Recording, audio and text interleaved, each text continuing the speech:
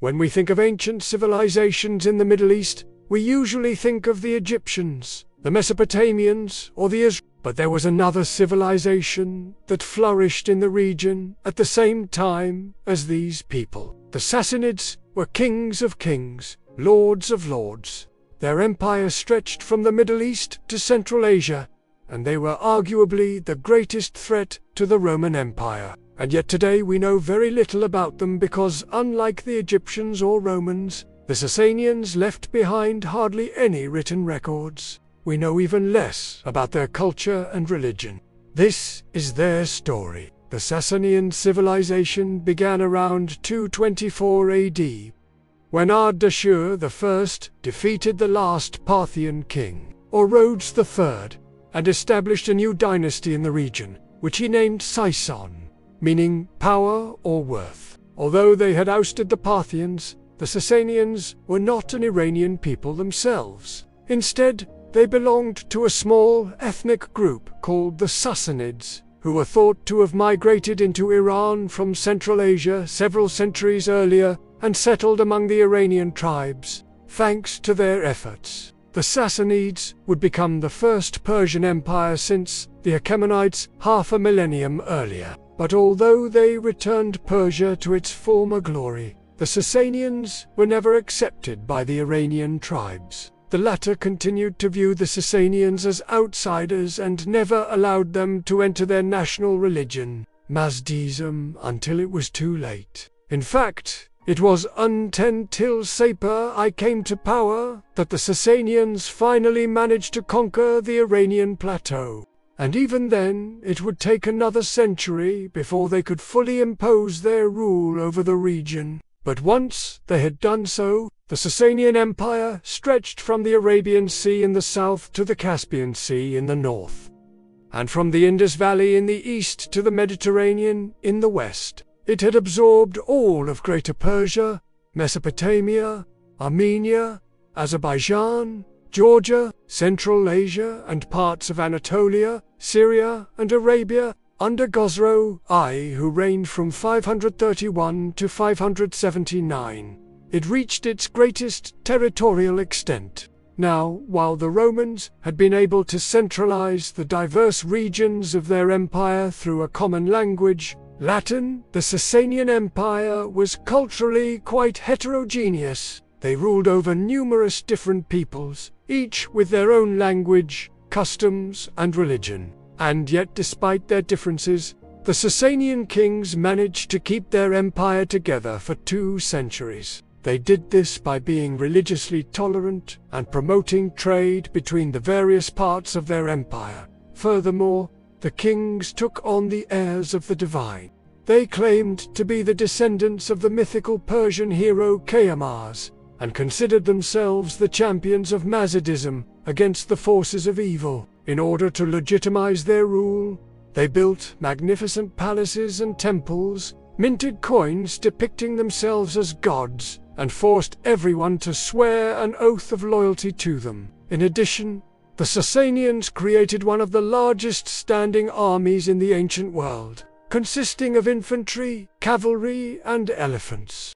They wielded bows and arrows, swords, spears, and shields. And although their soldiers weren't necessarily fanatical, they were well trained and disciplined. However, by far the greatest strength of the Sasanian military was its cavalry. Its horsemen were mounted on swift Arabian horses that were bred specifically for warfare and whose bridles were made of iron instead of leather, so they would unbreak under the pressure of a lance. These horses were so revered by the Persians that they even sacrificed some of them to Ahura Mazda. The Sasanian army also included elite troops called the Immortals, who were bodyguards of the king and always numbered exactly 10,000 men. If one of them died or deserted, he would be replaced immediately, so that the unit would always consist of 10,000 soldiers. In fact, during the reign of Khosrow I,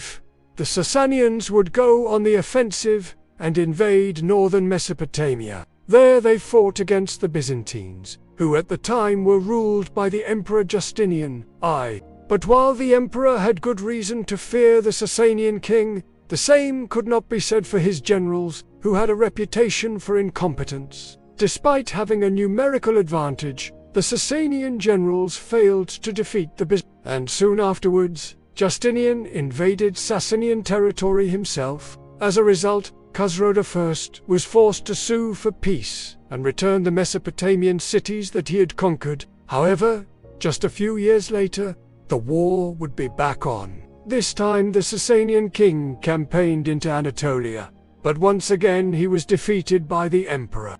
By the end of Khosrow's reign, the Sasanian Empire would lose all the territories they had gained during the war. But although the Sasanian kings tried hard to expand their empire, their successors would prove to be more ambitious. Ardashir III came to power in 628 A, at a time when the Sasanian Empire was suffering from a series of natural disasters and rebellions.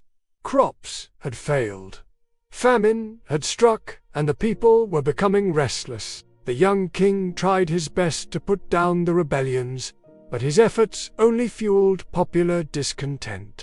People accused him of being incompetent and murdering his own relatives to secure the throne. Soon enough, the nobles joined the fray and deposed him in favor of his brother, Cyrus III. But this didn't solve the empire's problems. In fact, it only made things worse. Not long after, the Arab tribes rose up against the Sasanian yoke and in alliance with the Byzantines pushed the Persians all the way back to the Zagros Mountains. By now, the empire was on the verge of collapse. But Cyrus III managed to hold it together until his death in 641.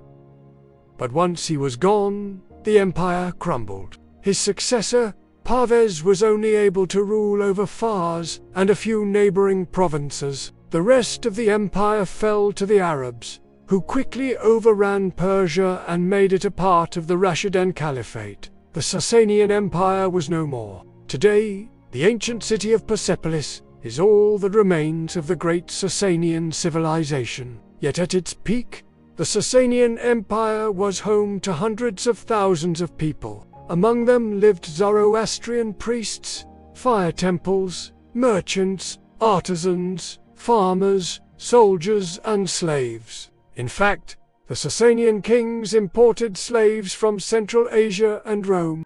While some of them worked in agriculture, others labored in the mines, extracting gold, silver, copper, and iron. Still, others served in the army or worked as artisans. Unfortunately, though, we know very little about their lives, because, as I said at the beginning, the Sasanian kings didn't leave behind any written records, except for a few royal inscriptions. We don't even know what language they spoke, although many scholars believe it was Middle Persian, which was closely related to modern Persian.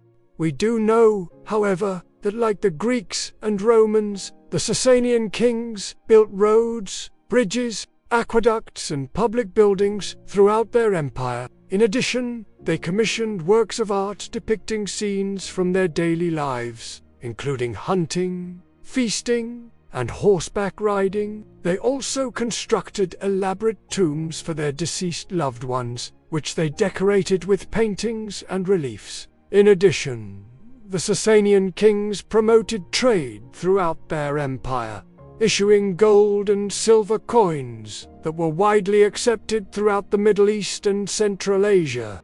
But perhaps the most important thing to know about the Sasanian civilization is their religion, because theirs was the first major religion to emerge in Iran, and yet we still know very little about it. Zoroastrianism was founded by a prophet named Zoroaster in the eastern Iranian plateau. Unlike the polytheistic religions of the time, Zoroastrianism was monotheistic, believing in one god named Ahura Mazda, who represented goodness and light. At the same time, Zoroastrianism was dualistic, meaning that it believed the world was full of good and evil, light and darkness, and that these two forces were engaged in a constant struggle. According to Zoroastrianism, Ahura Mazda created everything that was good in the world, such as cattle, water, plants, and human beings. But he also gave free will to Angraminu,